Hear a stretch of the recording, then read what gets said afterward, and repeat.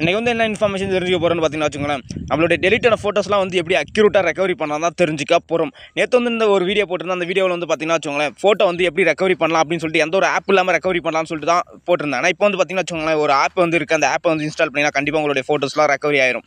அந்த ஆப் வந்து என்னென்னு பார்த்தீங்கன்னா, ப்ளே ஸ்டோர் ஓப்பன் பண்ணிக்கோங்க. ஓப்பன் பண்ணிட்டு சர்ச் பாரில் போய்ட்டு ஃபைல் மைனர் அப்படின்னு சொல்லிட்டு டைப் பண்ணுங்கள். ஃபைல் மைனர் அப்படின்னு சொல்லிட்டு டைப் பண்ணிங்கன்னா ஒரு ஆப் வரும். அந்த ஆப்பை வந்து இன்ஸ்டால் பண்ணி ஓப்பன் பண்ணிக்கோங்க.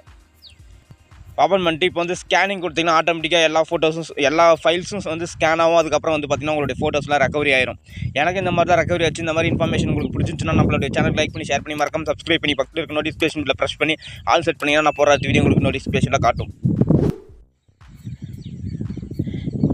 இப்போ வந்து பார்த்திங்கன்னா வச்சுக்கோங்களேன், ஃபோட்டோஸ்லாம் வந்து ஸ்கேன் ஆகிடுச்சு. அதுக்கப்புறம் ஸ்கேன் ஆன பின்னாடி பாருங்கள் எல்லா ஃபோட்டோஸும் வந்துருச்சு. ஸ்கேன் ஆகும்போது நான் வந்து உங்களுக்கு காட்டல, இப்போ ஷோ ஆகுது பாருங்கள். எல்லா ஃபோட்டோ வந்து நான் டெலீட் பண்ண ஃபோட்டோஸ் எல்லாமே இதில் வந்து ஷோ ஆகுது.